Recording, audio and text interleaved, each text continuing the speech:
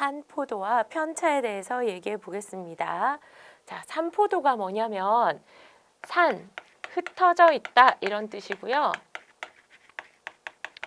포는 분포하다.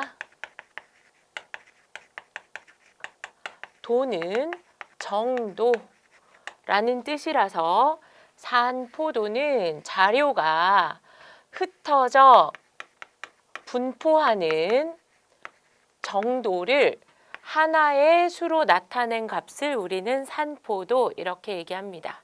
그러니까 자료가 대표값 중심으로 얼마나 흩어져 있냐 이런 걸 나타내는 게 산포도예요.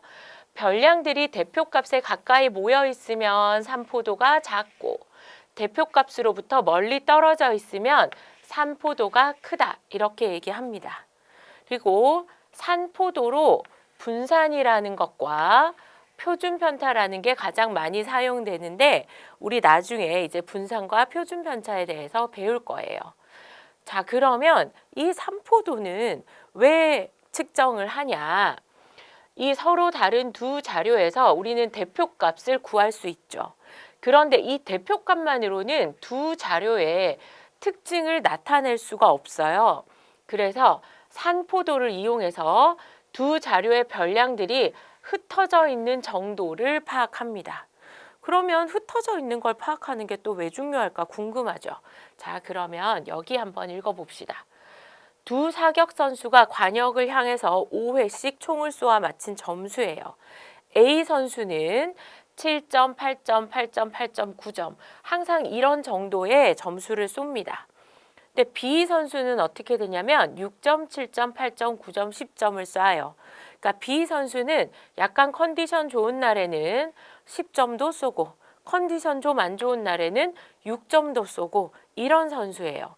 자, 그러면 두 선수는 모두 평균이 8점이지만 A 선수는 좀 안정적으로 항상 8점을 쏜다 이렇게 생각할 수가 있겠죠. B 선수는 아까 얘기했던 것처럼 좀 컨디션 좋고 안 좋고에 따라서 점수가 되게 들쑥날쑥하잖아요. 그래서 A 선수의 점수가 이렇게 평균 가까이에 몰려 있으면 분포 상태가 고르다 이렇게 얘기하고요. B 선수처럼 이렇게 점수들이 이렇게 들쑥날쑥하면 분포 상태가 고르지 않다 이렇게 얘기합니다. 자, 이렇게 평균과 같이 대표값 8점, 둘 다 8점이지만 어떤 선수는 점수가 비슷비슷하게 분포하고 어떤 선수는 점수 들쑥날쑥하잖아요. 그러면 여러분이 선수를 선발할 때 내가 지금 필요한 선수가 항상 한 8점 정도를 안정적으로 쏴주는 선수가 필요하면 A 선수를 선택할 거고 어차피 우리 팀은 이번에 꼴찌인데 참여에 의의를 두면 B 선수를 선택해서 그 선수 컨디션이 좋으면 10점이 나올 수도 있으니까 한번 내보내 보는 거. 그렇게 할 때는 내가 B 선수를 선택할 수도 있겠죠. 그래서 자료의 특징에 따라서 내가 어떤 자료를 선택할 건지가 달라지기 때문에 이렇게 평균 주위에 점수가 모여 있는지 아니면 내 자료가 평균을 기준으로 좀 들쑥날쑥한지 이런 걸 알아보는 게 굉장히 중요합니다. 자, 그 다음에 여기 고르다라는 뜻 여러분 잘 기억하셔야 되는데 이거는 평균 가까이에 몰려서 점수들이 다 비슷비슷하다는 뜻이에요. 누구 하나 점수가 지나치게 크거나 지나치게 작거나 해서 점수가 들쑥날쑥하지 않다에 고르다예요. 왜냐하면 예전에 선생님 학생 중에 어떤 친구가 여기 6점, 7점, 8점, 9점, 10점처럼 점수가 골고루 분포돼 있잖아요. 이렇게 얘기하면서 이게 고르다 아니에요? 얘기했거든요. 약간 헷갈릴 수 있는데 여기에 이런 게 고르다가 아니에요. 여기서 자료가 분포 상태가 고르다라는 뜻은 비슷비슷한 친구들이 평균 가까이에 몰려 있다. 이럴 때 우리가 고르다라고 씁니다. 자, 지금 여러분은 또 고등학교를 선택을 해야 되잖아요. 고등학교를 선택할 때 이 산포도, 즉 분산과 표준 편차는 굉장히 중요한 자료가 되는데 학교들 홈페이지에 가서 보면 성적에 대한 분산과 표준 편차들이 다 나와 있어요. 분산도 나와 있고 표준 편차, 작년 성적들이 다 나와 있거든요. 그러면 내 성격을 좀 한번 보는 거예요. 내가 만약에 70점, 80점, 80점, 80점, 90점 등의 비슷비슷한 친구들이 점수가 비슷비슷한 친구들이 모여 있어서 같이 으쌰으쌰하는 걸 좋아하는 성격이야. 그러면 나는 A 학교를 좀 선택하면 편하겠죠. 근데 나는 되게 잘하는 친구가 있어서 걔를 딱 두고 목표로 공부하는 걸 좋아해. 그러면 어떤 학교를 가면 좋겠어요? B 학교를 선택하는 게 좋겠죠. 그래서 내가 뭘 선택을 할 때 자료를 살펴보잖아요. 그때 이 삼포도는 굉장히 중요한 자료가 됩니다. 삼포도를 고려를 해야 되는 거예요. 자, 그래서 내가 자료가 흩어져 있는 정도, 즉 삼포도를 우리는 찾아봐야 되는데, 그러면 이제 삼포도를 공부하기 위해서 뭘 생각했냐면 편차라는 걸 생각을 했어요. 아, 그러면 자료가 얼마나 흩어져 있냐 이런 걸 찾을 건데, 삼포도를 찾을 건데 처음에 이제 편차를 생각했어요. 다시 그 선수들의 성적을 한번 갖고 와 볼게요. A 선수는 7, 8, 8, 8, 9점을 썼죠. 그 다음에 B 선수는 6, 7, 8, 9, 10점의 점수를 썼단 말이죠. 그래서 이 편차는 뭘 생각한 거냐면, 아, 평균하고 얼마나 차이가 나지? 만약에 차이가 많이 났으면 자료들이 넓게 흩어져 있는 거겠죠. 들쑥날쑥한 거겠죠. 그런데 별로 차이가 안 나면, 그러면 아, 자료들이 평균 주위에 몰려 있겠다 이렇게 생각할 수 있겠죠. 아, 그래서 차이를 생각해 봐야겠다. 뺀 값, 즉 차죠. 그래서 자료들에서 이 별량에서 평균을 빼가지고 이렇게 평균을 다 빼서 아, 그 차이를 한번 생각해 보면 되겠다. 여기는 평균하고 별 차이가 없네.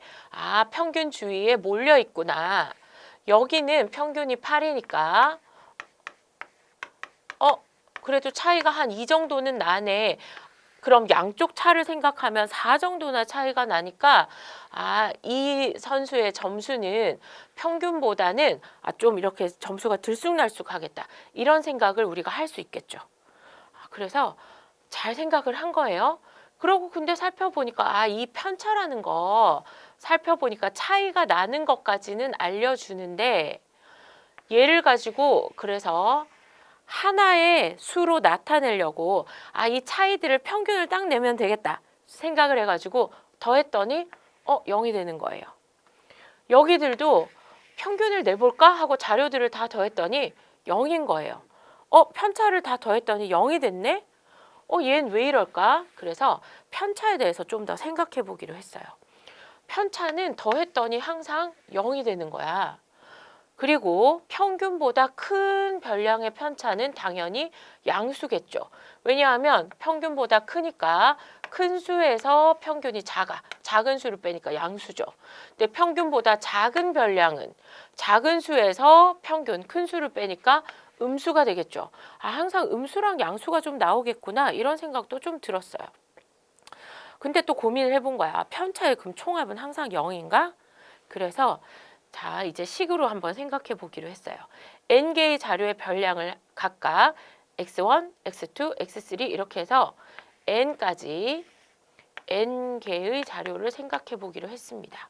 그래서 평균을 m이라고 하면 자, 우리 편차는 뭐 해야 되냐면 별량에서 뭘 빼야 되죠? 평균을 빼야 되죠.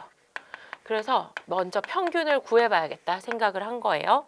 그래서 평균을 구했습니다. 그래서 이 자료들을 다 더해서 별량을 다 더한 다음에 별량의 개수 n으로 나눠줬어요. 그리고 나서 이 별량의 합이 내가 다 궁금해가지고 양변에 n을 곱해줬습니다. 자, 일단 이렇게 해놓고 나서 편차를 구하려고 별량에서 평균을 모두 뺐어요. 자, 그랬더니 식이 이렇게 됐겠죠. 그러면 우리 동류항 계산해야 되니까 x1, x2, x3, xn까지 다 더하고 m을 몇 번을 뺐나 보니까 n개만큼 뺐죠. 그래서 mn의 값을 빼줘야 됩니다. 그런데 아까 여기 별량을 다 더한 거 뭐라 그랬냐면 mn이라 그랬거든요. 그럼 mn에서 mn을 빼는 거니까 아, 결국에 몇 개가 되든 편차의 합은 항상 0이다라는 것을 알았어요. 그래서 문제를 풀면서 편차의 성질에 대해서 다시 한번 생각을 해보겠습니다. 자, 다음 표는 학생 5명의 수학 성적을 조사해서 나타낸 거예요. 자, 그러면 얼마나 차이들이 나는지 한번 살펴볼까요? 그럼 먼저 평균을 구해야겠죠. 그래서 평균을 구하시오 했습니다. 평균은 5명 학생이 있는 거고요. 그 점수가 74, 93, 85, 69, 84 이렇게 되니까 이걸 다 더하면 405가 되고 약분을 하면 평균이 81점이 되는 걸 알 수 있어요. 그래서 평균이 몇 점이냐? 예, 평균은 81점입니다 하고 구했어요. 그리고 나서 우리가 표의 빈칸, 즉 편차를 구하라는 얘기죠. 알맞은 수를 써넣어 봅시다. 편차는 내가 가지고 있는 점수에서 뭐를 빼줘야 돼요? 평균을 빼야 되죠. 별량에서 평균을 빼야 됩니다. 평균 82를 다 빼줬어요. 자, 평균을 빼고 나니까 얘는 7점 모자라고, 얘는 평균보다 12점이 남고, 그 다음에 C 학생은 어떤가요? 4점이 남고 얘는 12점이 모자라고, 그 다음에 이 친구는 3점이 남았죠. 아, 그러면 평균을 중심으로 이 정도 차이가 나는구나 생각할 수가 있어요.